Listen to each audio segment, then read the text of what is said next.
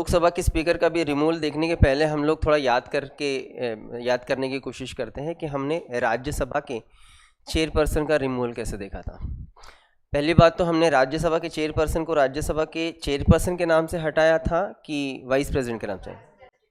Vice president को हटाने के लिए सबसे पहले वो रिजोल्यूशन किस हाउस में आया था? राज्यसभा में आया था। राज्यसभा में कितने दिन पहले उसको नोटिस दिया गया? ठीक है। राज्यसभा में वो रिजोल्यूशन कैसे पास हुआ था? Effective majority. राज्यसभा में पास होने के बाद वो तुरंत रिमूव हो गए थे कि वो रिजोल्यूशन लोकसभा गया था? लोकसभा, ठीक है। लोकसभा में कैसे मेजोरिटी से? सिंपल मेजोरिटी से, ठीक है। दोनों हाउस में इस मेजोरिटी से पास होता है। अगर Rajya Sabha effective majority, Lok Sabha simple majority, तो उसके बाद उनका रिमूवल तय है। ठीक, ये बात हुई थी वाइस प्रेसिडेंट, या फिर ये बात हुई थी चेयरमैन ऑफ राज्यसभा। अब हम लोग बात करेंगे स्पीकर ऑफ लोकसभा कि इनको पोस्ट से अगर हटाना है तो हम किस कारण से हटा सकते हैं या फिर किस प्रोसीजर से हटा सकते हैं। देखिए, कारण कुछ दिया नहीं है कॉन्स्टिट्यूशन ने कि किस कारण से हमने स्पीकर को हटाना है। आप पूरा कॉन्स्टिट्यूशन अगर अच्छे से पढ़ते हो तो आपको बस दो पोस्ट को लेके रीजंस मिलते हैं कि भाई दोनों को अगर निकालना है तो उसके कुछ स्पेसिफिक रीजन, जैसे एक प्रेसिडेंट के लिए कॉन्स्टिट्यूशनल जो रीज़न दिया है वो है वायलेशन ऑफ कॉन्स्टिट्यूशन। ये रीज़न अगर होगा तो हम प्रेसिडेंट के खिलाफ इम्पीचमेंट चला सकते हैं। इसके अलावा सुप्रीम कोर्ट और हाई कोर्ट के जजेस का रिमूवल, जिसके लिए हमें रीज़न मिलेगा आर्टिकल 124(4) में, और जो रीज़न है मिसबिहेवियर या फिर इनकेपेबिलिटी। ये दो रीज़न से हम लोग सुप्रीम कोर्ट हाई कोर्ट को रिमूव कर सकते हैं। वायलेशन ऑफ कॉन्स्टिट्यूशन के आधार पे हम लोग प्रेसिडेंट के ऊपर इम्पीचमेंट चला सकते हैं, लेकिन बाकी किसी को भी हटाना है तो कोई भी स्पेसिफिक रीज़न उसके लिए कॉन्स्टिट्यूशन नहीं देता। मतलब फिर वो वाइस प्रेसिडेंट रहें या फिर वो लोकसभा के स्पीकर रहें, प्राइम मिनिस्टर रहें, प्राइम मिनिस्टर को तो पद से हटाने का बहुत ही सिंपल प्रोसीजर है, बहुत ही सिंपल। जब हम लोग प्राइम मिनिस्टर पढ़ेंगे तो उसको समझने की कोशिश करेंगे। तो यहाँ कोई रीज़न है नहीं, लेकिन अगर लोकसभा को ये लगता है कि लोकसभा के स्पीकर के ऊपर रिमूवल का प्रोसीजर चलाना ज़रूरी है और उनको पद से हटाना ज़रूरी है, तो लोकसभा के टोटल मेंबर्स में से एटलीस्ट 50 मेंबर्स ने इसके लिए इनिशिएटिव लेना ज़रूरी है। अगर 50 मेंबर्स ने रिटर्न में इस तरीके से रिजोल्यूशन ये लोकसभा के स्पीकर को ही दिया तो फिर लोकसभा स्पीकर के ऊपर रिमूवल प्रोसेस चल सकता है। उसके लिए इम्पोर्टेंट है एटलीस्ट 50 मेंबर्स का रिटर्न में। पॉलिटी में यही जो छोटी छोटी चीज़ें हैं ना, ये बहुत कंफ्यूज करती है कि किसके लिए कितने लोगों की ज़रूरत है। आपने प्रेसिडेंट का इम्पीचमेंट देखे हो, आप थोड़ा याद करके बताओ, प्रेसिडेंट इम्पीचमेंट में हमने जब लोकसभा में उस चीज़ को रखा था तो एटलीस्ट लोकसभा के कितने मेंबर्स ने? 1/4। राज्यसभा में रखना है तो भी 1/4 राज्यसभा के स्ट्रेंथ के, या फिर लोकसभा में भी रखना है तो 1/4। वही जब आप लोग सुप्रीम कोर्ट के जजेस को देखेंगे ना, तो सुप्रीम कोर्ट के जजेस के रिमूवल के लिए एटलीस्ट अगर लोकसभा में रखना है तो 100 मेंबर्स, अगर राज्यसभा में रखना है तो 50 मेंबर्स। अभी हम लोग देख रहे लोकसभा के स्पीकर जिनको पद से हटाने के लिए एटलीस्ट 50 मेंबर्स। अब देखो, इतने पोस्ट के लिए ऐसे कुछ स्पेसिफिक नंबर्स दिए जाते हैं ना, तो यही चीज़ें याद रखना थोड़ा मुश्किल हो जाता है। स्पीकर के ऊपर रिमूवल प्रोसेस चलाना तो एटलीस्ट 50 मेंबर्स जिन्होंने इनिशिएटिव लेना ज़रूरी है, और स्पीकर के रिमूवल के लिए एटलीस्ट 14 डेज प्रायर उनको जो है वो नोटिस देना पड़ेगा, 14 दिन के पहले। उसके बाद ही वो रिजोल्यूशन हाउस में आ सकता है। तो लोकसभा के एटलीस्ट 50 मेंबर्स 14 डेज प्रायर, उसके बाद फिर वो रिजोल्यूशन आएगा। और लोकसभा में अगर वो रेजोल्यूशन इफेक्टिव मेजोरिटी से पास हुआ तो लोकसभा के स्पीकर का रिमूवल हुआ ये माना जाएगा। उनको पद से हटना पड़ेगा, उनका पोस्ट जो है वो वैकेंट हो जाएगा। बस यहाँ पे आपने एक बात समझनी है, वो ये, जब हमने राज्यसभा के स्पीकर को पोस्ट से हटाया तो उसका प्रोसीजर अलग था, लोकसभा के स्पीकर को पोस्ट से हटाने का प्रोसीजर अलग है। मतलब बहुत कुछ खास अलग नहीं। वहाँ राज्यसभा के कुछ भी स्पेसिफिक मेंबर का प्रायर ऐसा कोई नोटिस की ज़रूरत नहीं थी, मतलब 14 दिन पहले की थी ज़रूरत, लेकिन मिनिमम इतने मेंबर्स एटलीस्ट रिटर्न में दो, ऐसा कुछ नहीं था। दूसरी ज़रूरी बात, वो पहले राज्यसभा में रखा गया, राज्यसभा में इफेक्टिव मेजोरिटी से पास होने के बाद फिर वो गया लोकसभा में। यहाँ हम लोग लोकसभा में रख रहे हैं, लेकिन लोकसभा में पास करने के बाद उसे राज्यसभा नहीं भेजा जा रहा है। यहाँ क्यों नहीं भेजा जा रहा है और वहाँ क्यों लोकसभा भेजा गया था, इसके बारे में डिस्कशन करने की ज़रूरत है। होगी तो बोलो, हम लोग डिस्कस करेंगे। वहाँ हमने दोनों हाउस में इसलिए रखा क्योंकि हम राज्यसभा के चेयरमैन को नहीं निकाल रहे हैं, हम लोग वाइस प्रेसिडेंट ऑफ इंडिया को निकाल रहे हैं। अगर देश का उपराष्ट्रपति अगर पोस्ट से हटाया जाएगा तो हम पार्लियामेंट के दोनों हाउस से भी वो उस रिजोल्यूशन को पास करेंगे। लेकिन ये ऐसा कुछ स्पेसिफिक पोस्ट है क्या जो देश के लिए काम कर रहा है? भाई ये तो इस हाउस का स्पीकर है ना, तो इसके खिलाफ जो भी कार्रवाई चलेंगी बस ये हाउस में ही चलेगी, इसे राज्यसभा जाने की कोई ज़रूरत नहीं। ठीक है, तो दोनों में अंतर है, दोनों में फ़र्क है। यहाँ लोकसभा के स्पीकर का रिजोल्यूशन लोकसभा में पास होने के बाद राज्यसभा में नहीं रखा जाता। ठीक, और इफेक्टिव मेजोरिटी के बारे में हमने इसके पहले भी देखा है कि इफेक्टिव मेजोरिटी क्या रहता है। इफेक्टिव मेजोरिटी ये हम लोग ये देखते हैं कि लोकसभा में टोटल सीट्स तो ठीक है 543 है, लेकिन उस दिन बेसिकली कितने लोग प्रेजेंट थे। एग्जांपल लेंगे कि अगर उस दिन 400 लोग प्रेजेंट थे, तो जितने प्रेजेंट है उनके हाफ प्लस 1, इतना मेजोरिटी जब हम लोग डिमांड करते हैं उसको हम लोग कहते हैं इफेक्टिव मेजोरिटी। मतलब उस दिन वो रिजोल्यूशन लोकसभा के स्पीकर के खिलाफ जो है, एटलीस्ट उनके खिलाफ 400 अगर प्रेजेंट है तो एटलीस्ट 201 इतने लोगों ने अगर उनके खिलाफ साइन किया है तो उनका रिमूवल होगा। ठीक है, इफेक्टिव मेजोरिटी और सिंपल मेजोरिटी हमने इसके पहले भी देखा, बाद में हमने मेजोरिटी के टाइप्स देखना है ही। ठीक, तो रिमूवल इस हिसाब से होगा। अब मामला ये है कि जब स्पीकर को पोस्ट से हटाने के लिए यहाँ पे जो भी प्रोसीजर चल रहा है, उस दिन ये स्पीकर लोकसभा के इस स्पीकर के पोस्ट पे बैठ पाएंगे क्या? बैठ पाएंगे क्या लगता है आपको? अरे बिल्कुल नहीं ना भाई, उसी के खिलाफ जब कार्रवाई चल रही तो वो कैसे बैठेगा? ऑफ कोर्स उस दिन वो नॉर्मल मेंबर में बैठेगा और जो हाउस का डिप्टी स्पीकर है ऑफ कोर्स वो रहेगा ना उस दिन का स्पीकर। ठीक है, तो चलो, हाउस के डिप्टी स्पीकर है अभी स्पीकर, और जो स्पीकर है जिनके ऊपर ये प्रोसीजर चल रहा है वो जनरल मेंबर में बैठे हैं। अब उसके ऊपर जो भी एलिगेशंस लगाए गए उसको लेके पहले तो डिस्कशन होगा, डिस्कशन के बाद होगा वोटिंग। जब वोटिंग होगा तो वोटिंग के समय में वो स्पीकर जिसके ऊपर ये कार्रवाई चल रही है और वो इन जनरल मेंबर्स में बैठा है, तो वोटिंग के समय में वो पर्सन फर्स्ट राउंड के वोट में अपना वोट दे पाएगा क्या? अच्छा, राज्यसभा के चेयरमैन हम लोग जब देखे थे तो राज्यसभा के चेयरपर्सन पे जब रिमूवल का प्रोसेस चल रहा था और राज्यसभा में जब ये रिजोल्यूशन आया था तो फर्स्ट राउंड में वो वोट कर रहे थे? नहीं कर रहे थे। ठीक है, और उसी को याद करके आपने लोकसभा स्पीकर के बारे में भी यही बोल दिए कि नहीं, लोकसभा का स्पीकर भी नहीं कर पाएगा, इसलिए बोले आपने। जब हमने कल देखा है अपॉइंटमेंट ऑफ स्पीकर तो हमने ये देखा है जो 543 मेंबर्स चुन के आते हैं उनमें से ही एक पर्सन ये स्पीकर ऑफ लोकसभा होता है। मतलब जो स्पीकर है वो हाउस का मेंबर है, और अगर वो हाउस का मेंबर है तो उसे वोट करने का पूरा राइट है, उसे पूरा राइट है। आप बिल्कुल मत सोचो कि भाई जब उसी के खिलाफ कार्रवाई चल रही है तो वो वोट कैसे कर पाएगा। वाह रे वाह, मतलब अगर अरे सीधा सीधा मामला, किसी के ऊपर अगर कोर्ट में एलिगेशंस लगे हैं तो मतलब वो सफाई भी नहीं दे पाएगा क्या कि नहीं मैंने ऐसा कुछ नहीं किया? उसे वोट करने का पूरा राइट है भाई, ये उसका एज अ वो हाउस का मेंबर है तो उसका पहला राइट तो ये हो जाता है कि वो हाउस में वोट कर सकता है। तो बिल्कुल जब वोटिंग हो गई तो बिल्कुल वो फर्स्ट राउंड में वोट देगा, बिल्कुल देगा। लेकिन अगर जो वोटिंग हुआ है उस वोटिंग में अगर इक्वल वोट्स पड़े हैं, मतलब एग्जाम्पल हमने ऐसे वैसे भी ये लिया कि 400 प्रेजेंट है और 400 में से बात ये हुई कि 200 ने उसके खिलाफ और 200 ने उसके फेवर में वोट कर दिया, तो अब तो टाई वाला मामला हो गया। इसमें क्या, तो इसमें ऑफकोर्स सेकेंड राउंड का वोटिंग होगा और सेकेंड राउंड के वोटिंग में कास्टिंग वोट देने की नौबत आएगी। तो जब कास्टिंग वोट देने की बात आएगी तो वो स्पीकर जिसके ऊपर कार्रवाई चल रही है वो वोट कर पाएगा नहीं। इस टाइम पे वोट कौन करेगा? वो डिप्टी स्पीकर जो अब स्पीकर के पोस्ट पे हैं। क्लियर? सो जो ओरिजिनल स्पीकर हैं वो रिमूवल के टाइम पे फर्स्ट राउंड में वोट करेगा, सेकंड में नहीं करेगा। और जो राज्यसभा के स्पीकर थे वो रिमूवल के टाइम पे ना फर्स्ट राउंड में वोट करते थे ना सेकंड राउंड में वोट करते थे।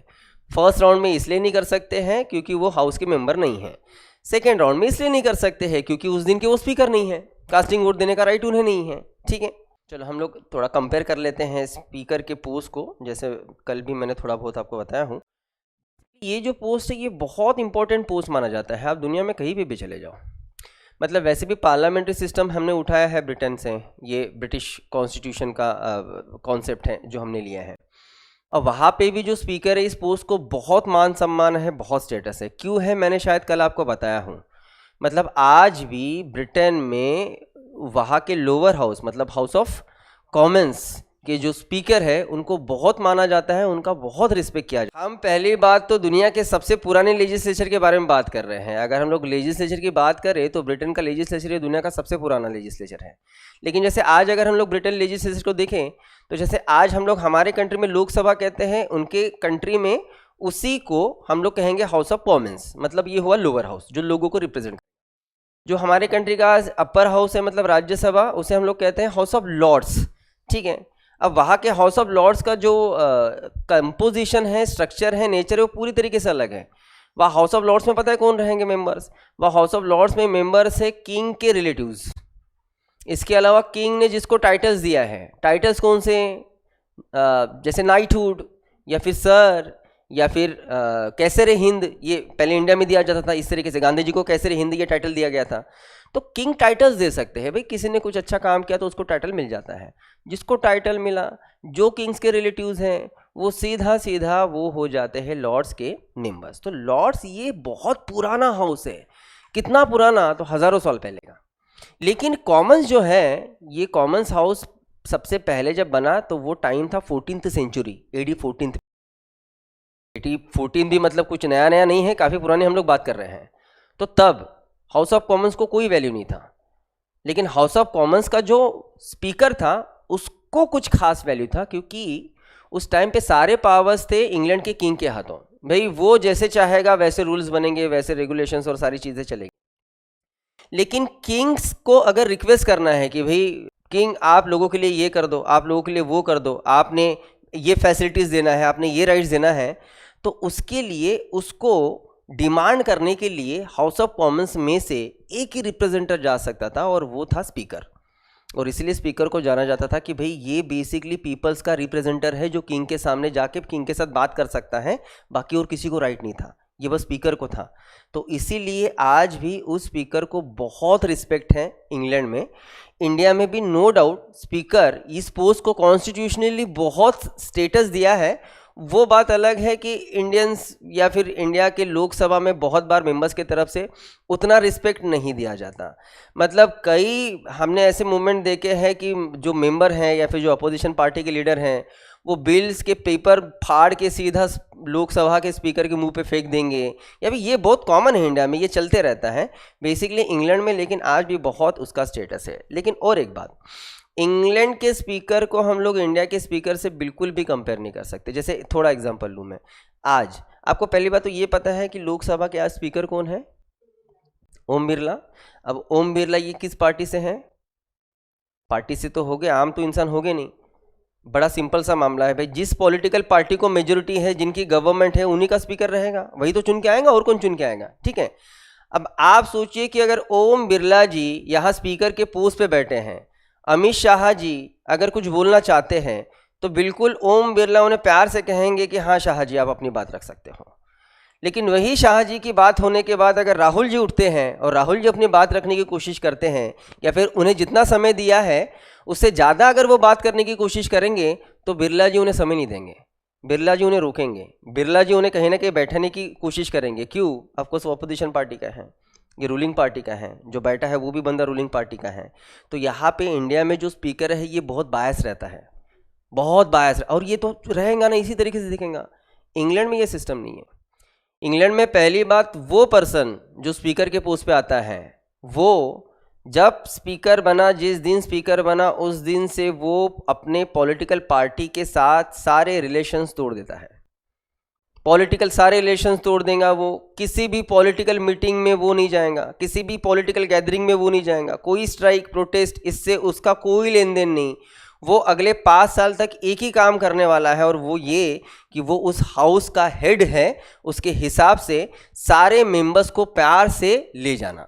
तो वो जितना इंपॉर्टेंस उसके पार्टी के लोगों को देगा उतना ही वो अपोजिशन पार्टी को देगा। बेसिकली वो अपोजिशन पार्टी को ज़्यादा इंपॉर्टेंस देता है, क्योंकि अपोजिशन पार्टी ही क्वेश्चन करेंगी किसे, मिनिस्टर्स को। मिनिस्टर्स बहुत बार उस क्वेश्चन का आंसर देने के लिए अवॉइड करेंगी, तब यही स्पीकर उस मिनिस्टर पे प्रेशर बनाता है कि नहीं, आप ऐसे बिल्कुल बिहेव नहीं कर सकते हैं, you are the responsible for this answer, आपने आंसर देना ही है। और ऑफकोर्स वो मिनिस्टर आंसर देगा। तो वहाँ पे उस तरीके से हमें दिखेगा नेचर पॉलिटिकली। इंडिया में अभी वो पॉलिटिकल वैल्यूज़ अभी भी जो है वो सही तरीके से नहीं हुए डेवलप, तो हम तो अभी भी इसी तरीके से बायस होके चलते हैं। ठीक है, चलो ये डिस्कशन हुआ आपके स्पीकर का। अब बात हम लोग करेंगे इंपॉर्टेंट बात, प्रोटेम स्पीकर। कल हमने देखा कि लगभग लोकसभा का जो टर्म है, जो टेन्योर है, वो 5 साल का है। और ऑफकोर्स अगर लोकसभा का टेन्योर अगर 5 साल का है तो लोकसभा के मेंबर्स का भी टेन्योर ये 5 साल का ही है। अगर लोकसभा का टेन्योर 5 साल, लोकसभा का मेंबर का टेन्योर 5 साल, तो बेसिकली प्राइम मिनिस्टर उसके कैबिनेट का भी टेन्योर 5 साल ही होगा ना, क्योंकि बेसिकली कैबिनेट तो ये तो कलेक्टिवली जो है लोकसभा को ही रिस्पॉन्सिबल है, तो सबका जो टेन्योर है वो 5 साल का। अगर हम लोग बात करें स्पीकर ऑफ लोकसभा के टर्म का, टेन्योर का, तो वो भी 5 साल का ही, लेकिन शायद हम लोग कह सकते हैं कि 5 साल से एक दिन ज़्यादा। तो किस तरीके से और किस हिसाब से उसको हम लोग समझने की कोशिश करते हैं। जैसे अभी इस 18th लोकसभा 2024 के जब इलेक्शन हुए, लोकसभा चुन के आई, मतलब मेंबर चुन के आए, तो सब के सब 543 इतने मेंबर्स हमने चुन के दिए। ठीक है, अब इन मेंबर्स में से हमने प्राइम मिनिस्टर या मिनिस्टर को चुना क्या? बिल्कुल नहीं। चुना है हमने चुना है मेंबर पार्लियामेंट। प्रधानमंत्री नरेंद्र मोदी जी अगर वाराणसी से चुन के आए हैं तो उन्हें प्रधानमंत्री के नाम से कोई चुन के नहीं दिया, वो वहाँ कॉन्स्टिट्यूएंसी के रिप्रेजेंटर है, इस नाम से हमने उनको चुन के दिया। तो 543 में से वो भी एक मेंबर है। हम प्राइम मिनिस्टर के थोड़ी इलेक्शंस लेते हैं, मिनिस्टर्स के थोड़ी इलेक्शंस लेते हैं। पहले सारे मेंबर्स ये लोकसभा में चुन के आएंगे, लोकसभा में चुन के आने के बाद फिर देखा जाएगा कि इन चुन के आए हुए मेंबर्स में से किस पॉलिटिकल पार्टी को मेजॉरिटी है। जिस पार्टी को मेजॉरिटी रहेगा, और जब हम लोग मेजॉरिटी कहते हैं मतलब 543 के हाफ +1 मतलब 272, तो इतने सीट्स या इससे ज़्यादा सीट्स जिस पॉलिटिकल पार्टी के पास रहेगी, उस पार्टी की बनेगी गवर्नमेंट, उस पार्टी का हेड बनेगा प्राइम मिनिस्टर, और वो अपने हिसाब से चुन के आए हुए मेंबर्स में से मिनिस्ट्रीज बांटेगा। ठीक है, तो कोई प्राइम मिनिस्टर या मिनिस्टर्स चुन के नहीं आ रहे हैं, जो चुन के आ रहा है वो है मेंबर। क्लियर? अब जैसे हम लोग कह रहे हैं कि प्राइम मिनिस्टर की नहीं चुन के आ रहा है, कैबिनेट नहीं चुन के आ रहा है, प्राइम मिनिस्टर तो अभी बनेगा, मिनिस्ट्री तो अभी दी जाएंगी, कैबिनेट अभी बनेगा, तो वैसे ही इस हाउस में 543 सीट्स में से जो स्पीकर है वो चुन के आया क्या? वो भी तो नहीं आया ना। चुन के कहाँ से आया भाई? स्पीकर के नाम से हमने थोड़ी इलेक्शंस लिए थे। फिर से वही बात है, हमने लोकसभा के इलेक्शंस लिए 543 मेंबर्स के लिए लिए, हमने स्पेसिफिक स्पीकर को नहीं चुना, प्राइम मिनिस्टर को नहीं चुना, मिनिस्टर्स को नहीं चुना है। जो चुन के आया वो सिर्फ यहाँ पे मेंबर्स है। अब इनमें से एक बनेगा स्पीकर, एक बनेगा डिप्टी स्पीकर, एक बनेगा प्राइम मिनिस्टर, कुछ बनेंगे मिनिस्टर्स। समझ में आई बात? ठीक है, अब ये आगे मेंबर्स चुन के, और एग्जाम्पल लेते हैं कि आज इन सारे मेंबर्स का फर्स्ट मीटिंग का डे है, फर्स्ट मीट आज इनका यहाँ अरेंज हुआ एग्जाम्पल के लिए। चलो डेट भी हम लोग डाल देते हैं, एग्जाम्पल लेते हैं कि 25 मई 2024 को एग्जाम्पल के लिए उनका फर्स्ट मीटिंग हो रहा है। सब नए से चुन के आए या फिर नया लोकसभा है सब चुन के आए, ये इनका फर्स्ट मीटिंग। लेकिन इस फर्स्ट मीटिंग को शुरू करने के लिए आपको इस पोस्ट पे स्पीकर को बैठाना पड़ेगा ना। स्पीकर ही नहीं रहेगा तो मीटिंग स्टार्ट कैसे होगी? समझ में आई बात? ठीक है, लेकिन मामला तो ये हो गया। तो अब भी हमने देखा, हमने तो जिनको चुन के दिया वो तो मेंबर्स हैं, स्पीकर तो हमने चुन के नहीं दिया। तो अब समस्या हमारे सामने ये है कि बेसिकली ये मीटिंग स्टार्ट कैसे होगी। प्रॉब्लम समझ में आया? प्रॉब्लम क्या है? तो अब इसे समझिए। लास्ट लोकसभा डिसॉल्व होने के बावजूद भी, या फिर इस लोकसभा के सारे मेंबर्स डिसॉल्व होने के बावजूद भी, लास्ट ओल्ड लोकसभा का जो स्पीकर है उस स्पीकर का पोस्ट डिसॉल्व नहीं होता। ये 17th लोकसभा पूरी की पूरी डिसॉल्व हो गई, पूरे मेंबर्स डिसॉल्व हो गए, ये कैबिनेट डिसॉल्व हो गई, लेकिन स्पीकर ऑफ द हाउस इसका पोस्ट डिसॉल्व नहीं हुआ। ये पोस्ट न्यू लोकसभा के फर्स्ट मीटिंग तक जैसे के वैसे था। मतलब ये जो नया लोकसभा आया अभी 2024 में, उस दिन इस पोस्ट पे बैठने का काम ओल्ड लोकसभा का स्पीकर ही करेगा। अरे नहीं तो गाड़ी शुरू कैसे होगी? आप सोचो ना, स्पीकर तो चाहिए ना वहां पे। इसलिए जो ओल्ड स्पीकर रहेगा वो नए लोकसभा के फर्स्ट मीटिंग को स्टार्ट करने के लिए उस दिन इस पोस्ट पे वो बैठेगा, उसे आना पड़ेगा। लेकिन बेसिकली वो बहुत ही अनऑफिशियली बैठ रहा है, लेकिन हमारे पास कोई दूसरा ऑप्शन नहीं है। लेकिन वो अनऑफिशियली बैठ रहा है, इसीलिए उसे अपना काम फटाफट करके वो पोस्ट को छोड़ना है, फटाफट करके। उसका काम क्या है? ये जो ओल्ड लोकसभा का स्पीकर है उसका एक ही काम है, एक ही इंपॉर्टेंट काम है। एग्जाम्पल लेते हैं कि 11 बजे हाउस का काम का शुरू होता है, तो जब वो आएगा 11 बजे काम शुरू होगा, तो बिल्कुल अगले 15-20 मिनट आधे घंटे में एक उसको ख़त्म काम करना है और अपने घर निकलना है। और वो काम ये कि जो भी नए लोकसभा में जितने 543 मेंबर्स चुन के आए हैं, उनमें से कोई भी एक हो सकता है कि सीनियर या फिर एक्सपीरियंस किसी मेंबर को वो उस नए लोकसभा का टेम्पररी स्पीकर के नाम से वो चुन के देगा। वो टेम्पररी स्पीकर है। ओरिजिनल स्पीकर के लिए थोड़ा समय लगने वाला है, बिल्कुल आधे घंटे में थोड़ी हम लोग चुन सकते हैं, इलेक्शन होने वाले उसके लिए। तो ओल्ड लोकसभा का स्पीकर क्या कर रहा है, उसने इस हाउस का मीटिंग उस दिन स्टार्ट कर दिया।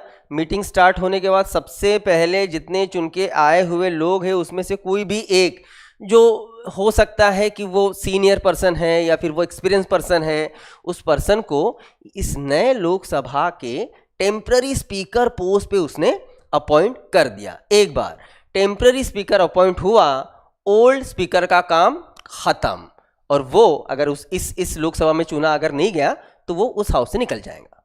क्लियर? ठीक है, चलो अब आया टेम्पररी स्पीकर। अब ये जो टेम्पररी स्पीकर, ये हार्डली मैं आपको बताऊँ 2, 4, 6 दिन रह सकता है, उससे ज़्यादा नहीं रह सकता है। उतना भी शायद दिन नहीं रहेगा, लेकिन फिर भी 1-2 मीटिंग तक पकड़ते हैं। ये जो भी टेम्पररी स्पीकर है, इसको 2 इम्पॉर्टेंट काम है, 2 इम्पॉर्टेंट काम। ये जो भी इम्पॉर्टेंट मतलब टेम्पररी स्पीकर है, उसको सबसे पहले जो इम्पोर्टेंट काम है वो ये, एक बात याद रखना, आर्टिकल हम लोग बाद में 106 आर्टिकल पढ़ेंगे, एकदम एक बात याद कर लो एकदम क्लियरली। लोकसभा के इलेक्शंस और लोकसभा के इलेक्शंस का रिजल्ट आने के बाद क्या होता है मैं आपको समझाऊँ। एग्जांपल समझ के चलो कि अगर लोकसभा के इलेक्शन का रिजल्ट अगर 2024 में 20 मई में आया होगा एग्जाम्पल के लिए, तो रिजल्ट आने के बाद प्रेसिडेंट इन सारे पॉलिटिकल पार्टीज़ को नेक्स्ट 14 डेज का टाइम देता है। रिजल्ट आने के बाद, इलेक्शन का रिजल्ट आने के बाद 14 दिन का टाइम मिलता है। किस लिए? तो 14 दिन के भीतर जिस भी पॉलिटिकल पार्टी को लगता है कि वो अपनी गवर्नमेंट बना सकते हैं, उन्होंने एक दिन फिक्स करना है। उस दिन लोकसभा का मीटिंग होगा और उस दिन इनके ऊपर कॉन्फिडेंस मोशन पास किया जाएगा। ऑफकोर्स कॉन्फिडेंस मोशन पास हुआ तो उनकी सरकार बन जाएंगी, नहीं हुआ तो बिल्कुल उनकी नहीं बनेगी। तो जो भी है ना, उसके लिए 14 दिन का समय रहता है कि 14 दिन के अंदर आपको करना है। हमारे कंट्री में देखा गया कि लगभग 13th day political party Lok Sabha में मीटिंग लेती है और बाद में उनकी सरकार बन जाती है। एक 14 दिन का हिसाब पकड़ के रखो कि रिजल्ट के तुरंत बाद ऐसे नहीं होगा कि दूसरे ही दिन सरकार बन रही है। 14 दिन का समय है, 14 दिन में आप कभी भी कर सकते हो। अब एग्जाम्पल लेंगे, एक पर्सन है एग्जाम्पल के लिए राहुल नाम का, वो इस चुनाव में चुन के आ गया, लेकिन अब तक किसी की सरकार नहीं बनी है, 14 दिन अभी भी है, लेकिन वो चुन के तो आ गया, रिजल्ट तो आ गया। अब रिजल्ट आ गया तो वो बना तो है मेंबर ऑफ पार्लियामेंट।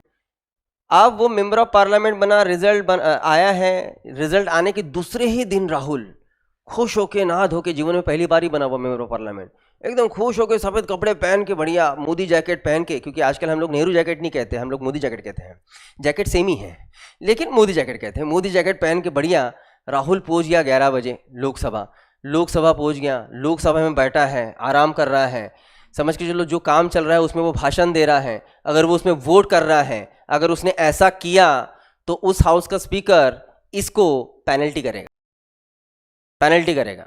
मामला ये है कि क्यों करेगा भाई, वो तो चुन के आ गया, लेकिन फिर भी पेनल्टी क्यों? ये प्रोविजन आर्टिकल 106 में है। पेनल्टी इसलिए क्योंकि जब तक कोई भी मेंबर अपने पोस्ट का ओथ नहीं लेता, तब तक वो कोई भी कार्य में पार्टिसिपेशन नहीं दिखा सकता है। अगर उसने दिखाया तो उसको पेनल्टी। मतलब एक बात तो क्लियर है, जब तक इन्हें ओथ नहीं मिलने वाला ये कुछ नहीं कर पाएंगे। इनसे लिए गए सारे एक्शंस ये इनलीगल हो गए, तो सबसे पहले इनको क्या देना है? ओथ देना है। तो इसीलिए ये जो हमें टेम्पररी स्पीकर दिख रहे हैं, इनका सबसे पहला काम क्या? तो इसका सबसे पहला काम वो सारे मेंबर्स को ओथ देंगे। ये सबसे पहला काम है टेम्पररी स्पीकर का, क्योंकि तब तक तो कुछ होगा ही नहीं जब तक ये ओथ ना ले। ना मीटिंग में कोई डिसीजन लिया जा सकता है, ना कुछ रिजोल्यूशन रखा जा सकता है, ना ये लोग जब वोट ऑफ थैंक्स रखा जाएगा तो ना वोट कर पाएंगे, ना कुछ। शायद कल ही हमारा ये इस पे बात हुई होगी। और बात ये देखो, कल हमने देखा, यस कल आप ही के बैच में देखा है, हमने ये देखा है कि लोकसभा के जो मेंबर्स है उन लोकसभा के मेंबर्स को ओथ कौन देता है? प्रेसिडेंट। लेकिन मैंने लोकसभा में भी बताया था, मैंने राज्यसभा में भी बताया था। राज्यसभा में भी 245 सीट्स हैं, लोकसभा में 543 सीट्स हैं।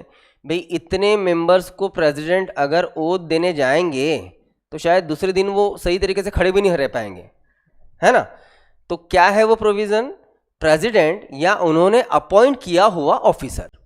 तो बेसिकली जो प्रेसिडेंट का अपॉइंट किया हुआ ऑफिसर रहेगा ना लोकसभा का, वो रहेगा ये टेम्पररी स्पीकर जो ओथ दे रहा है। ठीक है, तो इसका पहला काम है ओथ देना। और अब इसके ही प्रेजेंस में जो दूसरा जरूरी काम है वो देखते हैं क्या है। हमने टेम्पररी स्पीकर को लॉन्ग टर्म के लिए नहीं अपॉइंट किया है, वो है ही टेम्पररी। मैं फिर से पहले से स्टार्ट करता हूँ, फिर एक बार रिवाइज हो जाएगा। 18th लोकसभा का इलेक्शन होके रिजल्ट आया है, सारे 543 सीट्स नए से चुन के आए हैं। लेकिन ऑफकोर्स इस 543 में कोई लोकसभा का स्पीकर या प्राइम मिनिस्टर नहीं है। लेकिन अब स्पीकर नहीं है, फर्स्ट मीटिंग है, तो इस दिन का काम शुरू कैसे होगा? तो इसी कारण प्रोविज़न ये है कि लास्ट ओल्ड लोकसभा डिसॉल्व होने के बावजूद भी स्पीकर का पोस्ट डिसॉल्व नहीं होता है, वो नए लोकसभा के फर्स्ट मीटिंग तक रहते हैं। उनका काम ये है कि वो आके विराजमान होंगे और उस दिन का कामकाज वो शुरू करेंगे। शुरू करने के बाद पहला काम उनका ये है कि जितने चुन के आए हैं उसमें से कोई सीनियर पर्सन को वो टेम्पररी स्पीकर अपॉइंट कर देंगे। एक बार टेम्पररी स्पीकर आ गए, इसका काम फिनिश, ये अपने घर। अब टेम्पररी स्पीकर आया है तो उसके सामने दो काम है, उसमें से एक काम सबसे पहले वो हाउस के मेंबर्स को ओथ देगा, और दूसरा काम टेम्पररी है, ये परमानेंट नहीं है, तो इसका एक्चुअली रिस्पॉन्सिबिलिटी ये है कि जल्द से जल्द हाउस के ओरिजिनल स्पीकर इलेक्ट करें। राइट, ये काम रहेगा। तो बेसिकली इस पोस्ट के लिए, मतलब स्पीकर के लिए इलेक्शन डे डिसाइड करने का राइट है प्रेसिडेंट को। प्रेसिडेंट डिसाइड करेंगे उस दिन लोकसभा के स्पीकर इस पोस्ट के लिए इलेक्शन होंगे। इलेक्शन होते हैं, single transfer vote system selection होते हैं, और जिसको मेजोरिटी से वोट मिलते हैं ना, वही पर्सन स्पीकर पोस्ट पे आ सकता है। तो प्रेसिडेंट ने एक दिन डिसाइड किया, जिस दिन डिसाइड हुआ, वो जो दिन डिसाइड हुआ उस दिन स्पीकर के पोस्ट के लिए इलेक्शन हुए। मतलब इस टेम्पररी स्पीकर का दूसरा काम ये है कि स्पीकर के पोस्ट के लिए इलेक्शन जब होगा तब वही एज अ स्पीकर वहाँ पे वो काम करेगा। एक बार इलेक्शन हो गया, इलेक्शन होने के बाद ओरिजिनल स्पीकर अपने पोस्ट पे आ गया, टेम्पररी स्पीकर का काम फिनिश, वो जनरल मेंबर में बैठेगा। ठीक है, अब यहाँ और एक चीज सीखने वाली है जो वो ऐसी कि हमने कहा कि स्पीकर विल डिसाइडेड कि कौन सा दिन, जिस दिन आपके स्पीकर के इलेक्शन का दिन रहेगा, और उस दिन फिर इलेक्शन हुए और स्पीकर चुना गया। एक बार फिर ओरिजिनल स्पीकर आया तो फिर ओरिजिनल स्पीकर एक दिन डिसाइड करेंगे और उस दिन डिप्टी स्पीकर के पोस्ट के लिए इलेक्शन होंगे, और जिस दिन स्पीकर ने डिसाइड किया है उस दिन फिर इलेक्शन होके डिप्टी स्पीकर चुन के आएगा। मतलब स्पीकर के इलेक्शन का डे डिसाइड करते हैं प्रेसिडेंट, डिप्टी स्पीकर का डे जो है वो डिसाइड करेंगे स्पीकर। क्लियर?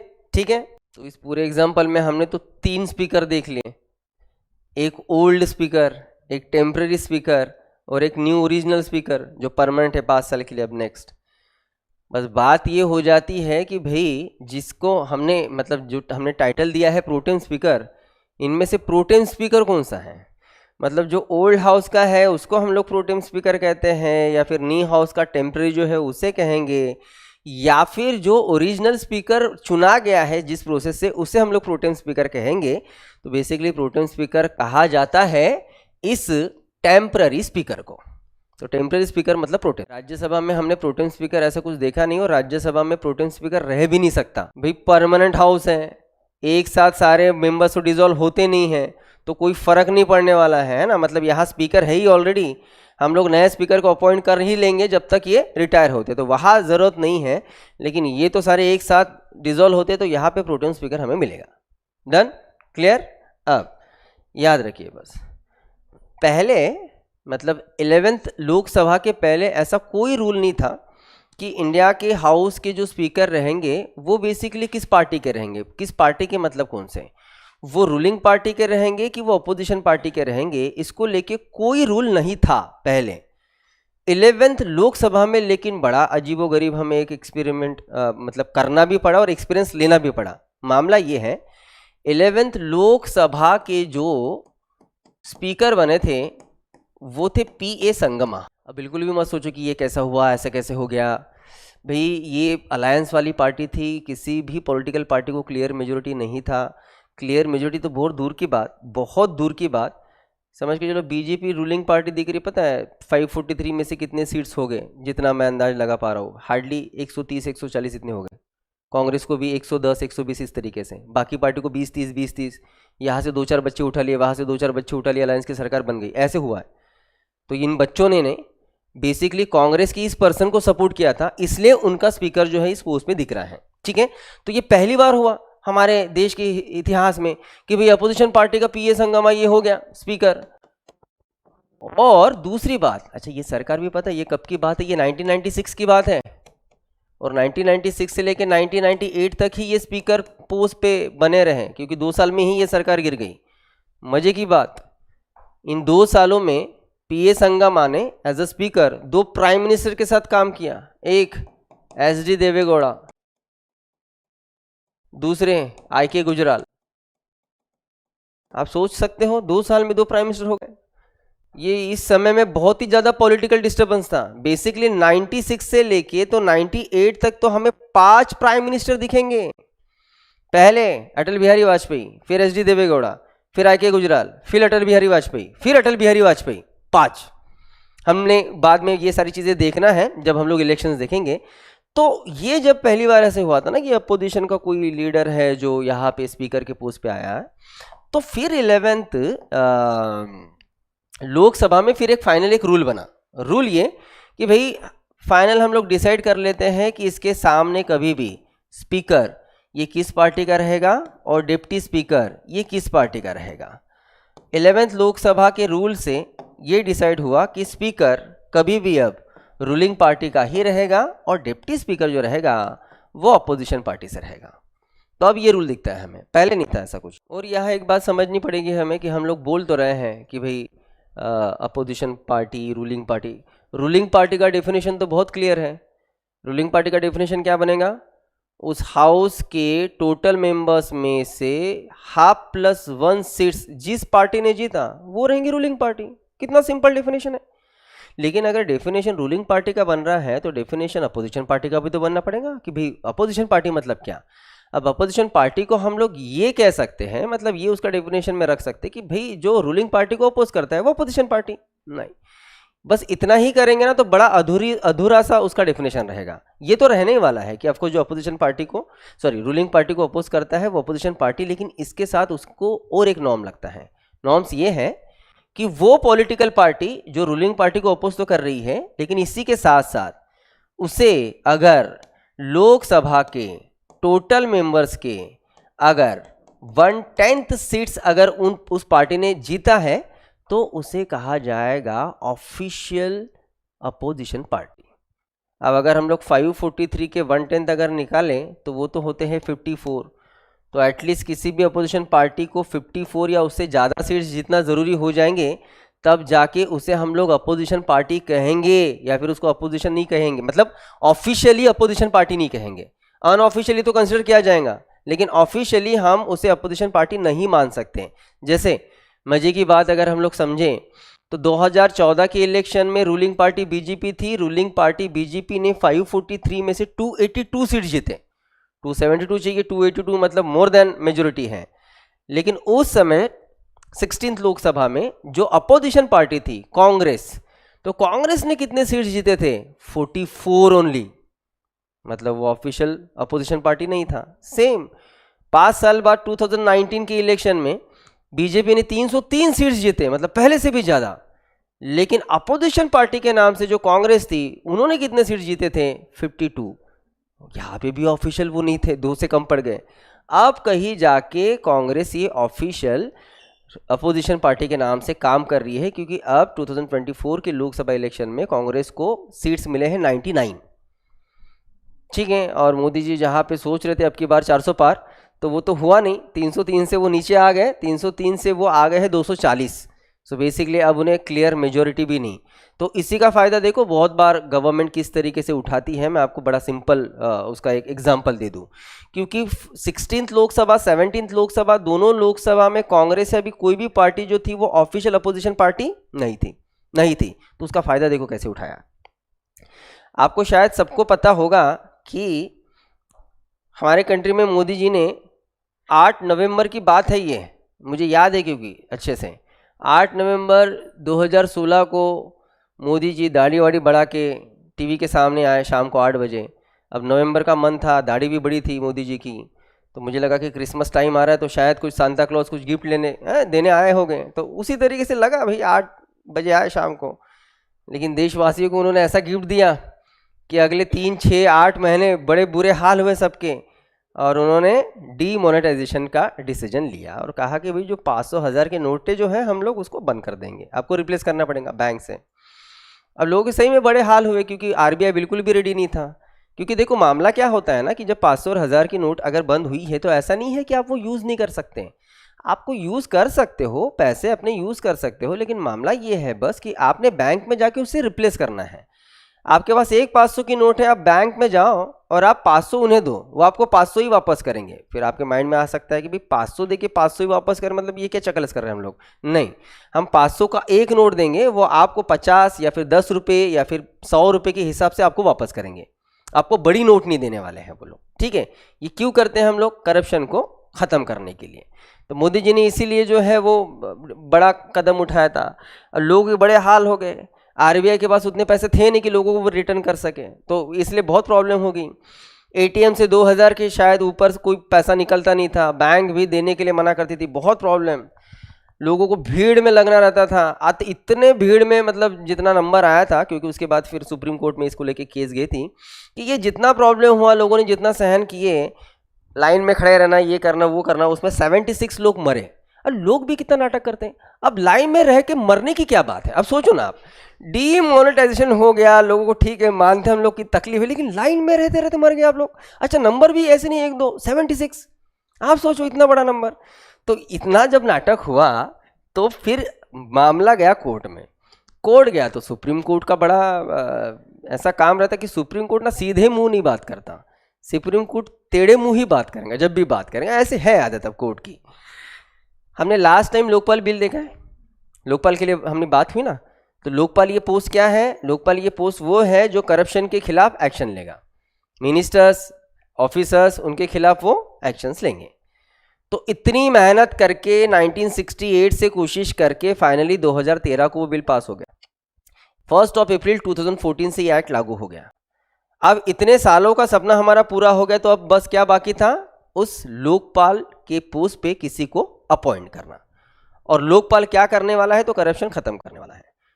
उसी करप्शन के नाम से 2016 में डीमोनेटाइजेशन हुआ, 17 में गई केस सुप्रीम कोर्ट सरकार के खिलाफ। तो फिर सुप्रीम कोर्ट ने सरकार के कान खींचे और कहा कि आपको इतना ही करप्शन का अगर पड़ा है तो आपने डीमोनेटाइजेशन का इतना बड़ा स्टेप लेने से अच्छा ये था कि 3 साल से जो बिल पास होके पड़ा है आपका लोकपाल बिल, तो उस पोस्ट के लिए आपने किसी को अपॉइंट करना था, आपने अब तक किसी को अपॉइंट नहीं किया।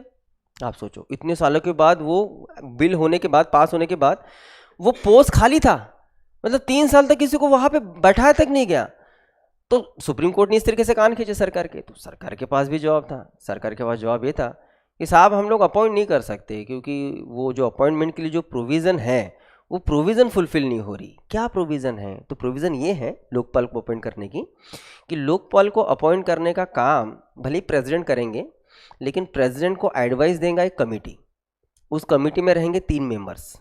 इन 3 मेंबर्स में रहेगा एक प्राइम मिनिस्टर, दूसरे रहेंगे लोकसभा के स्पीकर, तीसरे रहेंगे अपोजिशन मेंबर ऑफ लोकसभा। और सरकार ने रीज़न दिया, साहब अपोजिशन मेंबर तो है ही नहीं, अपोजिशन लीडर ही नहीं है, क्योंकि अपोजिशन पार्टी ही नहीं है। क्यों? इनको 44 ही सीट्स मिले हैं। तो सुप्रीम कोर्ट के सामने ये रीज़न दिया था सरकार ने। सोचो, तो ऑफिशियल या फिर ऑफिशियल अपोजिशन लीडर रहना भी ज़रूरी है, न तो इस तरीके से जो है वो फ़ायदे उठाए जाते हैं। फाइनली 1 साल के बाद 2018 में हमारे कंट्री में पहले लोकपाल अपॉइंट हुए, पिनाकी चंद्रिका घोष समथिंग ऐसा उनका नाम, जो हमारे कंट्री के फर्स्ट लोकपाल होते हैं। ठीक है, सो ये रहता है आपके रूलिंग और अपोजिशन पार्टी का मतलब नॉर्म्स। मतलब किसे हम लोग अपोजिशन पार्टी कहेंगे तो टोटल नंबर ऑफ हाउस के एटलीस्ट 110 सीट्स जिस पार्टी ने जीता है उसे हम लोग कहेंगे अपोजिशन पार्टी। क्लियर? दूसरी बात, बस लास्ट पॉइंट आपके स्पीकर को लेके। स्पीकर ये पोस्ट हमारे लिए सबसे पहले इंट्रोड्यूस कब हुआ था? उससे पहले हम लोग, इसमें कोई डाउट नहीं कि ठीक है, कॉन्स्टिट्यूशन के आधार पे ही हमारे कंट्री का आज लोकसभा राज्यसभा दिखता है। लेकिन हमारे कंट्री में जब ब्रिटिश रूल था तो ब्रिटिश रूल के टाइम पे भी तो कुछ लॉज आए थे, और ब्रिटिश रूल के टाइम पे भी तो इस तरीके से लोअर हाउस अपर हाउस थे ही। हमारे कंट्री में सबसे पहले अगर स्पीकर ऑफ लोअर हाउस ये पोस्ट अगर बना होगा, जिस एक्ट से बना होगा, तो वो एक्ट था 1919 मॉन्टफोर्ट एक्ट। ब्रिटिश रूल के टाइम में ये एक्ट आया था, मॉन्टफोर्ट एक्ट।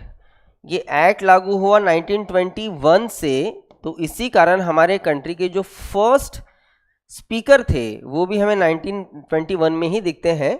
और हमारे कंट्री के फर्स्ट स्पीकर जो दिखेंगे कंट्री के इन द सेंस कंट्री के लोअर हाउस के, उसका नाम था फेडरिक वाइट। जब फेडरिक, ऑफकोर्स ये ब्रिटिश है, जब फेडरिक वाइट ये स्पीकर बना, ये इंडिया का फर्स्ट स्पीकर है, जब ये स्पीकर बना तो उसी टाइम जो डिप्टी स्पीकर थे, अगर हम फर्स्ट इंडियन देखें जो स्पीकर हुए तो वो हुए थे 1924, और फर्स्ट इंडियन जो स्पीकर हुए वो थे विट्ठल भाई पटेल।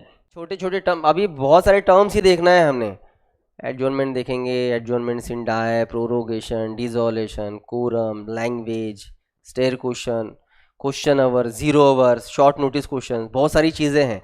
मतलब पार्लियामेंट में जितनी भी चीज़ें चलती है ना सेशन के टाइम पे, वो सारी चीज़ें हमें देखना है। ठीक है, सो एडजॉर्नमेंट हम किसे कहेंगे, किस हिसाब से हम लोग एडजॉर्नमेंट कहते हैं, तो पहले उसके लिए हमने देखना पड़ेगा कि हाउस का टाइम टेबल क्या रहता है। मतलब ये किस समय में किस तरीके से काम करते। तो हाउस का काम शुरू होता है सुबह 11 बजे, और 11 से 1 ये एक फेज रहेगा काम का। 2 घंटे के काम के बाद फिर 1 से 2 लंच टाइम है, और उसके बाद फिर से काम शुरू होगा 2 बजे, तो वो चलेगा शाम के 6 बजे तक। बस एक बात समझ लो कि ये बिल्कुल भी कोई स्कूल नहीं लग रही है कि बिल्कुल 11 बजे सारे बच्चे अंदर आ गए और 6 बजे घंटी बजते ही सब लोग घर भाग गए बस्ता लेके। नहीं, ये जनरल टाइम टेबल है। अगर ज़रूरत पड़े तो पार्लियामेंट आधी रात तक भी काम करती है। इसके पहले कई बार इंदिरा गांधी के समय में भी रात के 2:30 बजे तक काम चला है। लास्ट टाइम भी मैंने जब आपको लोकपाल बिल का एग्जांपल दिया था तब भी मैंने बताया था कि राज्यसभा ने उस बिल को रिजेक्ट किया था, तो रात के 11:30 बजे बिल के कॉपीज फाड़ के वो लोग बाहर निकले थे। तो ऐसा नहीं है कि 6 बजे बिल्कुल घर ही जाएंगे, नहीं, अगर काम को ख़त्म करना है तो उस दिन वो काम चलेगा। लेकिन जनरल शेड्यूल जो है वो इस तरीके से। अब तरीके से समझते हैं कि हमने देखा है कि पार्लियामेंट के साल में कितने सेशंस हैं? 2 सेशंस। जनरली फर्स्ट सेशन होता है इनका जून में, और उसके बाद सेशन होता है दिसंबर में। ठीक है, अब ये जो 2 सेशंस है, जैसे एक एग्जांपल लेते हैं, जब भी हम लोग बात करेंगे ना कि देश का मतलब हमारे पार्लियामेंट का फर्स्ट सेशन कब स्टार्ट होता है, तो फर्स्ट सेशन स्टार्ट होगा हमारा फाइनेंशियल ईयर शुरू होने के बाद। तो ऑफकोर्स फाइनेंशियल ईयर शुरू होने के बाद दिसंबर तो आ नहीं रहा, जून आ रहा है, तो जून वाला सेशन हमारा पहला सेशन, उसके बाद दिसंबर का हमारा दूसरा सेशन। तो एग्जाम्पल के लिए कि यहाँ पे हुआ हमारा फर्स्ट सेशन, यहाँ पे हुआ हमारा सेकेंड सेशन। अब ये जो सेशन है, ये सेशन लगभग कितने दिन का चलता है तो डिपेंड्स कितने काम खत्म करने हैं, लेकिन कोई भी सेशन इंडिया में 20 से 25 दिन तक जनरली दिखता है, उससे ज़्यादा तो हमें दिखता नहीं, 20 से 25 दिन।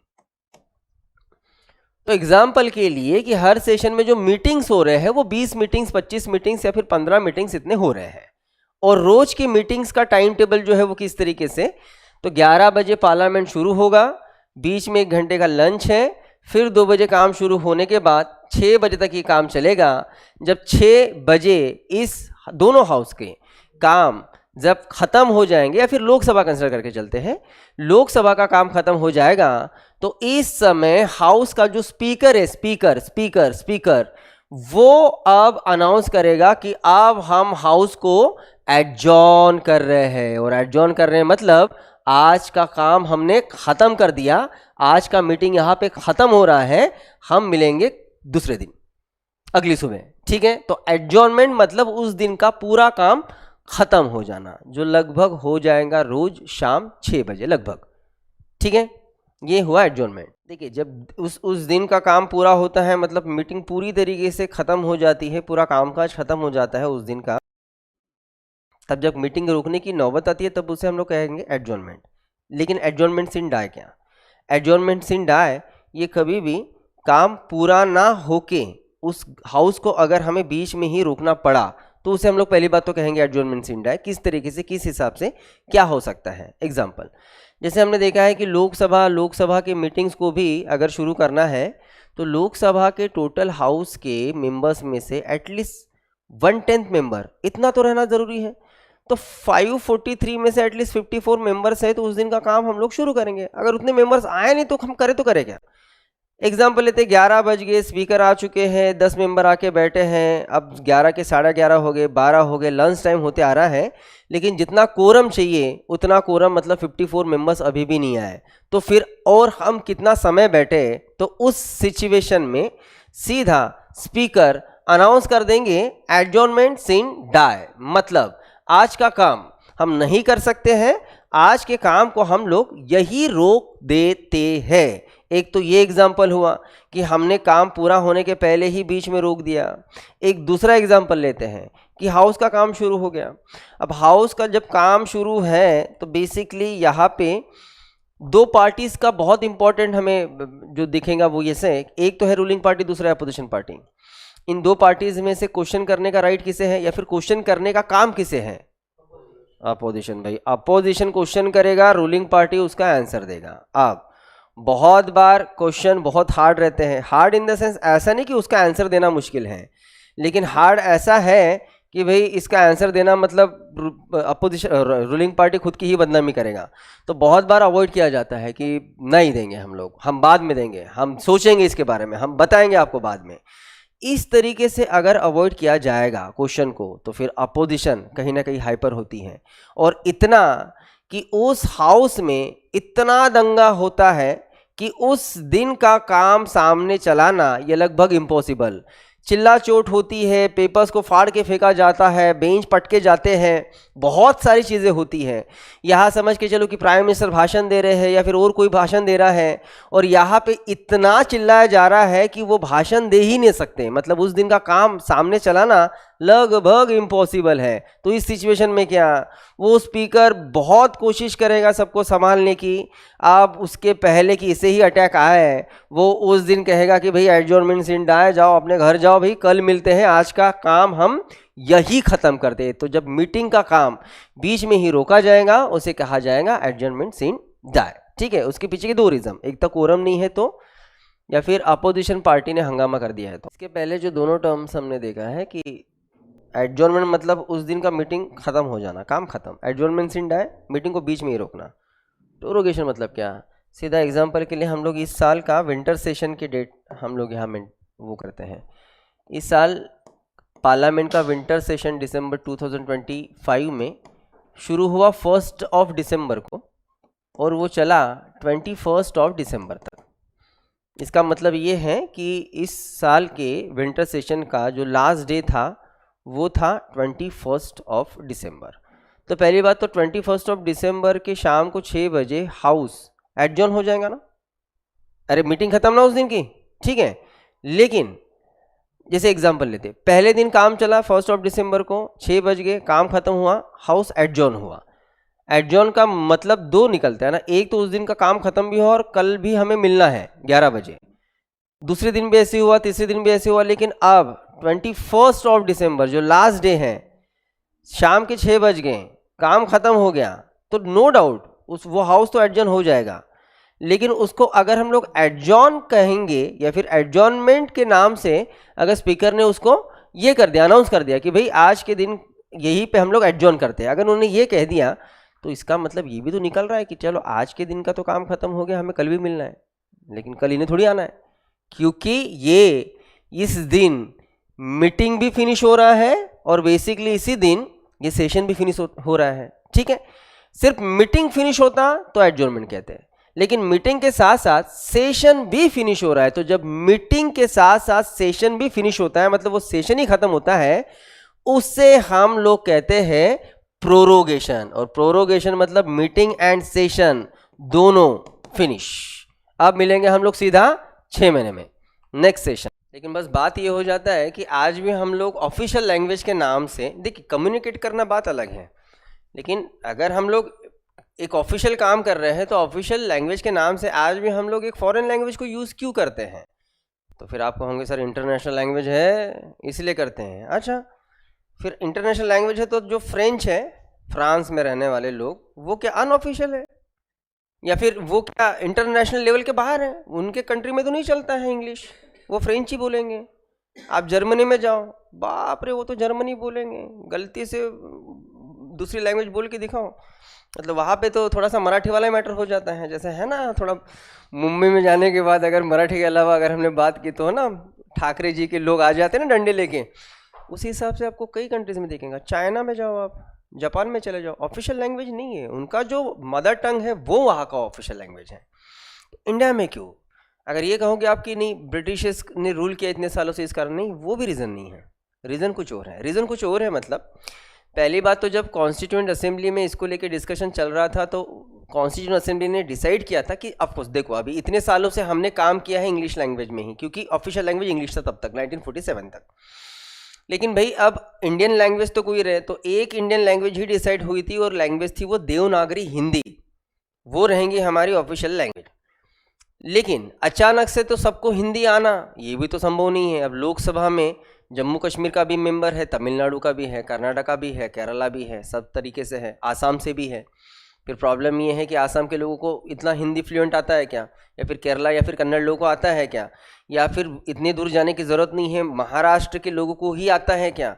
आपको लगता है हाँ सर आता है, हम तो नागपुर में कहीं भी जाते हैं लोग हिंदी में बात करते हैं, ये नागपुर के पुट्टे कुछ भी बोलते हैं, उनका जान दो, हम बोल लेंगे। मतलब नागपुर मतलब सिर्फ महाराष्ट्र थोड़ी है, आप थोड़ा जाओ उधर वेस्टर्न महाराष्ट्र जाओ, पुणे चले जाओ, नासिक चले जाओ, तो समझ में आएगा आपको कि उनको कितना हिंदी आती है कितना नहीं आती। हिंदी बोलना तो बहुत दूर की बात, समझते नहीं है।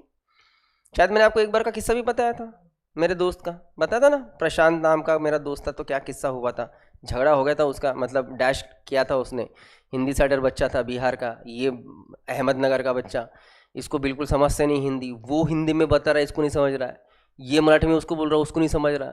मुझे बुलाया गया था एज अ मीडिएटर कि भाई तू आ जा झगड़ा करने, सॉल्व करने, ये प्रॉब्लम है। तो फिर बात ये थी, कॉन्स्टिट्यूशन ने प्रोविज़न ये की थी कि 1950 मतलब जब से कॉन्स्टिट्यूशन लागू कर रहे हैं हम लोग, तब से 15 ईयर का हम लोग समय देते हैं, 15 साल का।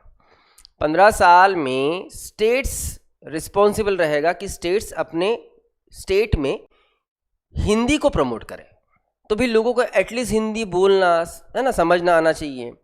तो ठीक है, अब नॉर्थ इंडिया में तो कोई प्रॉब्लम ही नहीं था, नॉर्थ इंडिया में मैक्सिमम स्टेट्स में तो हिंदी बोली जाती थी। समस्या थी साउथ की। 15 साल हो गए लेकिन फिर भी साउथ इंडिया के एक भी बच्चों को हिंदी नहीं आई, और वो इसलिए नहीं आई क्योंकि उन्होंने कुछ कोशिश नहीं की, और कोशिश नहीं की तो क्यों, जानबूझ के। क्यों जानबूझ के? तो इनका अपोज था हिंदी को लेके, इनका कहना यह था हिंदी ही क्यों, कन्नड़ क्यों नहीं, तमिल क्यों नहीं, मलयालम क्यों नहीं, हिंदी ही क्यों। इनका डर ये था कि अगर हिंदी लैंग्वेज को अगर हम लोग ऑफिशियल लैंग्वेज माने तो सामने पॉलिटिक्स में सिर्फ नॉर्थ इंडियंस का ही हमें होल्ड दिखेगा और साउथ इंडियंस कहीं के नहीं रहेंगे। इसलिए आज भी वो लोग हिंदी को अपोज करते हैं बहुत ज़्यादा, और बहुत प्रॉब्लम्स है। आप जैसे जैसे डाउन में जाओगे वैसे वैसे समस्या शुरू हो जाएंगी। आप यहाँ से तेलंगाना चले जाओ, आपको बहुत दिक्कत नहीं जाने वाली। हैदराबाद जाओगे, हैदराबादी लोग बहुत बेहतरीन हैदराबादी बोलते हैं, मज़ा आ जाएगा आपको सुन के। मतलब वहाँ भी हिंदी का कोई प्रॉब्लम नहीं, हैदराबादी मिक्स ही है हिंदी से।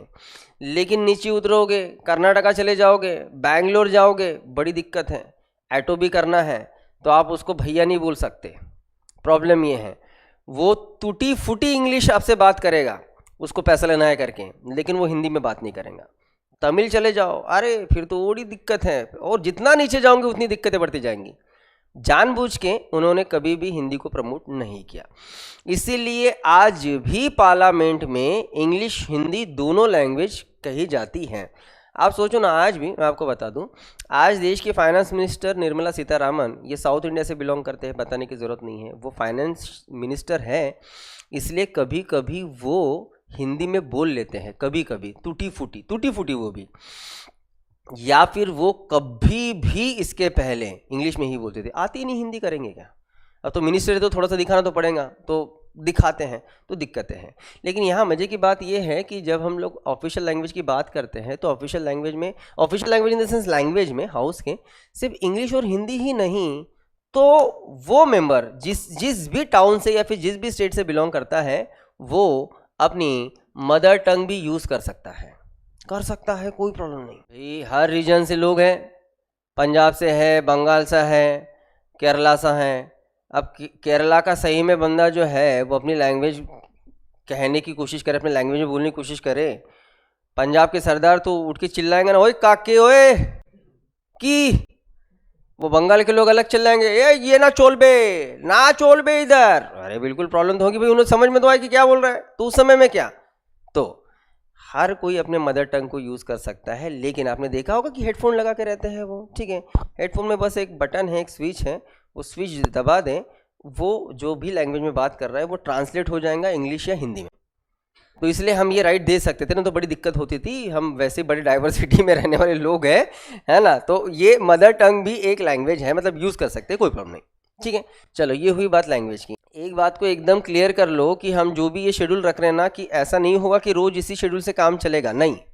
हम लोग एक सीक्वेंस रख रहे हैं कि इस हिसाब से काम चलता है, लगभग इसी हिसाब से चलता है, लेकिन रोज़ इसी हिसाब से चलेगा ऐसे नहीं है। ये जो क्वेश्चन आवर है, ये क्वेश्चन आवर रोज़ लगभग शुरू होता है पार्लियामेंट का काम शुरू होते से ही, और 11 बजे वो शुरू होगा। इसमें सीधा सीधा मामला क्या है, मेंबर्स, मतलब ऑफ कोर्स अपोजिशन पार्टी के मेंबर्स, ये क्वेश्चन करेंगे और मिनिस्टर्स को उसके आंसर देना पड़ेगा। अब आप ये सोचोगे कि भाई ये क्या कंपल्शन है, देना ही रहता है क्या? नहीं, देना ही रहेगा, क्योंकि पार्लियामेंट्री सिस्टम इसी हिसाब से काम चलता है। ये सारी चीज़ें ऑफिशियल है, ये कोई अनऑफिशियल नहीं है। यहाँ मेंबर्स क्वेश्चन करके मिनिस्टर्स, गवर्नमेंट को, कैबिनेट को उसके आंसर्स देने पड़ेंगे कि आपके डिपार्टमेंट में क्या काम हो रहा है, आपकी सरकार क्या काम कर रही है, आपके यहाँ करप्शन हुआ, वहाँ पे ये हुआ, वहाँ पे ऐसा हुआ, इसके लेके क्वेश्चंस बनेंगे, यहाँ आंसर्स देने पड़ेंगे।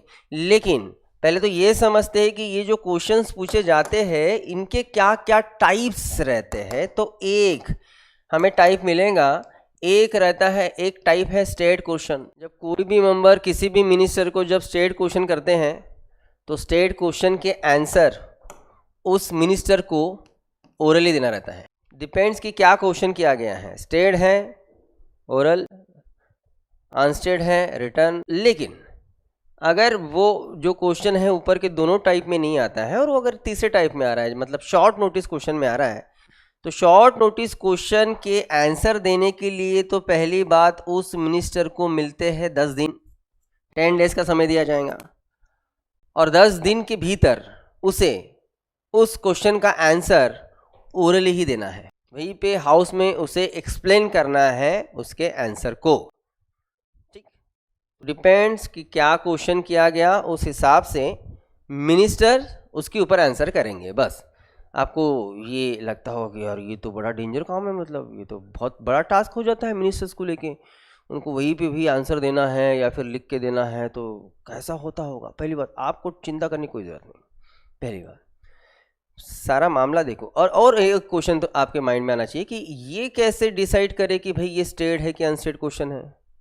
ये भी तो क्वेश्चन आ सकता है ना, मतलब इसका आंसर उसने ओरली देना है या रिटर्न में देना है या 10 दिन में देना है, ये कैसे डिसाइड करेंगे। मतलब जब वो क्वेश्चन करेंगे तब वही कहेंगे क्या कि भाई मेरा क्वेश्चन स्टेट है या फिर मेरा क्वेश्चन जो है अनस्टेट है। ऐसा बिल्कुल नहीं रहता, ऐसा बिल्कुल नहीं रहता। हाउस का पार्लियामेंट का सेशन मीटिंग शुरू होने के पहले ये पूरा टाइम टेबल डिसाइडेड रहता है, पूरा टाइम टेबल, किस दिन कौन क्वेश्चन करेगा, किसे क्वेश्चन करेगा और वो क्वेश्चन किस टाइप का रहेगा, ये सारी चीज़ें पहले से डिसाइडेड रहेंगी। जिन्हें जिन्हें क्वेश्चन करना है वो मेंबर्स स्पीकर के सामने अपनी बातों को रखेंगे कि भाई मुझे मिनिस्टर को ये क्वेश्चन करना है और ये क्वेश्चन का आंसर मुझे ओरली चाहिए, फिर रिटर्न में चाहिए, रिटर्न में चाहिए। पार्लियामेंट मतलब लोकसभा के स्पीकर कहेंगे ठीक है आपका जो क्वेश्चन है वो अनस्टेड क्वेश्चन में रहेगा। तो प्रॉपर लिस्ट रहेंगी कि भाई इतने क्वेश्चन ये स्टेट क्वेश्चन है, इतने क्वेश्चन ये अनस्टेड क्वेश्चन है। प्रॉपर लिस्ट में रहेगा कि इस दिन के अनस्टेड या फिर स्टेट क्वेश्चन नंबर 1 ये मेंबर पूछेगा, तो मेंबर को पता रहता है कि क्वेश्चन नंबर 1 मेरा है, दूसरे मेंबर को पता रहेगा कि क्वेश्चन नंबर 2 मेरा है। इसी के साथ साथ मिनिस्टर्स को भी पता रहेगा कि क्वेश्चन नंबर 1 स्टेट क्वेश्चन का आंसर मुझे देना है। समझ में आई बात? तो जब हाउस काम शुरू करेगा तो स्पीकर सिर्फ अनाउंस करेंगे स्टेट क्वेश्चन नंबर 1, बस ये अनाउंसमेंट हुआ तो सामने मेंबर उठ के अपना क्वेश्चन करेगा, पता है मिनिस्टर को कि ये भाई क्वेश्चन का आंसर मुझे देना था, वो खड़ा होके उसका आंसर देगा। क्लियर बात? ठीक है। फिर आप ये जब सोचो ये तो चीटिंग है, ऐसे कैसे? मतलब इनको पहले क्वेश्चन पता है? यस, पहले क्वेश्चन पता है। मतलब आपने क्या उनका टेस्ट लेना है क्या? नहीं ना भाई, आपको आंसर चाहिए है ना, मामला खत्म, वो आंसर दे रहे हैं। और इतना इजी थोड़ी है कि वो किसी भी क्वेश्चन का आंसर इतना इजीली दे देंगे, बिल्कुल नहीं देंगे। तो देखो क्या होता है, बेसिकली जब सेशन चलते हैं तो सेशन में सबसे ज़्यादा हेक्टिक शेड्यूल पता है किसका रहता है? मिनिस्टर का नहीं रहता रे। ये सबसे हेक्टिक जो रहता है ना वो आपका रहने वाला है भविष्य में ऑफिसर का, क्योंकि आप किसी पर्टिकुलर डिपार्टमेंट में हो, वो डिपार्टमेंट उस मिनिस्ट्री के अंडर में आता है। कोई देश का कोई डिपार्टमेंट होगा ऐसा, ऑफिस होगा कोई ऐसा कि किसी मिनिस्ट्री के अंतर्गत नहीं आता? अरे भैया आएगा ही ना। आप जिस डिपार्टमेंट में सर्विस दे रहे हो उस डिपार्टमेंट के रिलेटेड जो मिनिस्ट्री है, क्वेश्चन उसी के आधार पर रहेंगे। तो जो क्वेश्चंस आएंगे ना वो क्वेश्चंस एज अ ऑफिसर आपके सामने आएंगे, मिनिस्टर के पास सीधे नहीं जाएंगे। और फिर आपने बनाना है उसका आंसर। अगर वो स्टेट क्वेश्चन है तो भी आपने प्रॉपर लिख के मिनिस्टर को देना है कि साहब ये देखो, ये ऐसे ही बोलना भाई, ये देखो ऐसा है आंसर, ठीक है। अनस्टेट क्वेश्चन है तो ठीक है, आपने प्रॉपर डॉक्यूमेंट में उसने आपने लिख के देना है, ठीक है। उस हिसाब से क्वेश्चन एंड आंसरिंग का प्रोग्राम पार्लियामेंट में चलता है। 3 टाइप के क्वेश्चन हमने देखा। क्लियर? चलो अब 11 से 12 स्टेट मतलब क्वेश्चन आवर होने के बाद फिर ठीक 12 बजे, लगभग 12 बजे जो काम शुरू होता है उसको हम लोग कहते हैं 0 आवर। इसमें भी क्वेश्चन ही किए जाते हैं, लेकिन यहाँ क्वेश्चन करने का स्टाइल अलग है। स्टाइल अलग है मतलब क्या? इसके पहले का जो हमने क्वेश्चन आवर देखे हैं उस क्वेश्चन आवर में बकायदा सारे क्वेश्चंस का लिस्ट मिनिस्टर्स के पास था, उनके पास आंसर्स रेडी थे और रेडी आंसर्स उन्होंने बस दे दिया, प्रेजेंट किया। लेकिन यहाँ जो 12 से 1 बजे के बीच का जो काम चलता है जिसे हम लोग 0 आवर कह रहे हैं, आजकल तो लगभग समझ के लो बंद हो गया, ये लेते ही नहीं हाउस में। ऐसा नहीं कि पूरी तरीके से उसको बॉयकॉट कर दिया, बिल्कुल भविष्य में होगा, लेकिन आजकल बीजेपी सरकार नहीं ले रही है। देखेंगे ना क्या है एक्चुअली 0 आवर में। 0 आवर में भी क्वेश्चंस ही किए जाएंगे, लेकिन इस क्वेश्चन का कोई भी प्री नोटिस किसी मिनिस्टर के पास नहीं गया था, किसी को नहीं पता था कि क्या क्वेश्चन है। रैंडमली मेंबर उठ रहे हैं और रैंडमली जो है वो मिनिस्टर को क्वेश्चन कर रहे हैं। जैसे अभी आपको पता होगा कि अभी फिलहाल जो हॉट टॉपिक चल रहे हैं देश में, वो लगभग 2 टॉपिक जो अभी सुप्रीम कोर्ट ने कल उसके ऊपर जजमेंट दे भी दिया, ठीक है, पता ही होगा आपको। इसके पहले हाई कोर्ट ने एक जजमेंट दिया था, अरे मैंने उन्नाव केस के बारे में, रेप केस के बारे में बताया था ना, कि जिसको सजाए मौत हुई थी, सजाए मौत इन द सेंस उसको आजीवन कारावास हुआ था, उसको हाई कोर्ट ने बेल दे दिया। अरे वाह, हाँ, मतलब इतना इजीली बेल मिल गया। उसको चैलेंज किया गया सुप्रीम कोर्ट में। वैसे भी वो चल रहा था कि भाई वो कुलदीप सेंगर ऐसे कैसे छूट जाएगा। तो कुलदीप सेंगर ऑफकोर्स ये पॉलिटिकल पार्टी का बाहुबली था, वो यूपी का बीजेपी का बड़ा आदमी है वो, ठीक है, इसलिए तो इतना पावर लगा रहा है ना। इसलिए तो सेंट्रल गवर्नमेंट और स्टेट गवर्नमेंट खुद हाईकोर्ट में अपने लॉयर्स भेजती थी, इनको शर्म भी नहीं आ रही। और जब वो बेल हो रही है उस दिन का उनका पोस्ट कि शेर बाहर आ रहा है, वाह, शेर बाहर आ रहा है, इस तरीके से। और जो बेचारे वो लोग जो प्रोटेस्ट कर रहे थे, जिसके ऊपर रेप हुआ, और भी वो दिल्ली की एक योगिता नाम की वो मैडम है और उनके साथ कुछ महिला है, उनको मार मार के भगाया जा रहा है। कहा जा रहा है कि आप ये नहीं कर सकते यहाँ पे। मतलब देश में रेप हो सकता है, प्रोटेस्ट नहीं हो सकता। ये क्या है? कहा जा रहे हैं, कहा जा रहा है पावर और अथॉरिटी। सोचने वाली बात है। फाइनली सुप्रीम कोर्ट में ये मामला गया तो सुप्रीम कोर्ट ने उसके बेल पे स्टे लगा दिया कि नहीं मिलेगा उसको बेल, रहेगा सड़ते हुए अंदर ही।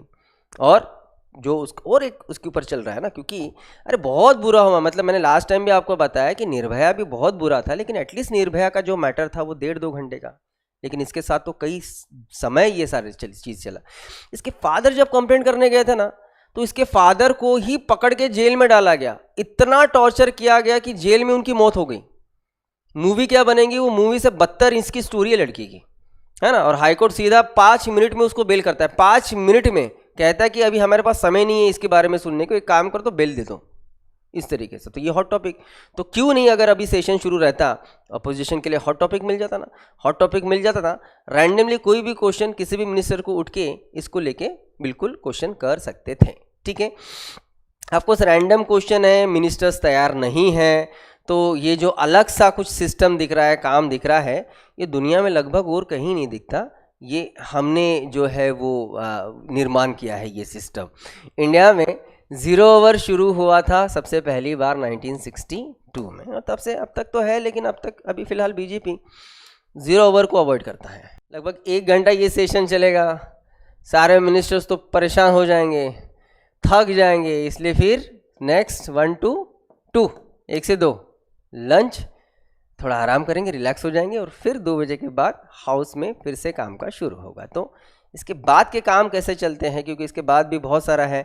हाफ एन आवर डिस्कशन है, शॉर्ट नोटिस डिस्कशन है, या फिर और भी बहुत सारे काम काज, नोटिस एक है जो चलता है हाउस में। वो सारी चीज़ें क्या है, मोशंस कैसे रखे जाते हैं, मोशंस के बहुत अलग अलग टाइप्स है, एडजॉर्नमेंट मोशन है या फिर कॉलिंग अटेंशन मोशन है, बहुत सारे मोशंस के टाइप्स देखना है। वोटिंग कैसा होता है हाउस में, वोटिंग तो बहुत अजीबोगरीब होता है पार्लियामेंट में, बहुत ही अजीबोगरीब। वो क्या अजीबोगरीब है, सारी चीज़ें हम लोग देखेंगे आप सीधा नेक्स्ट सेशन में।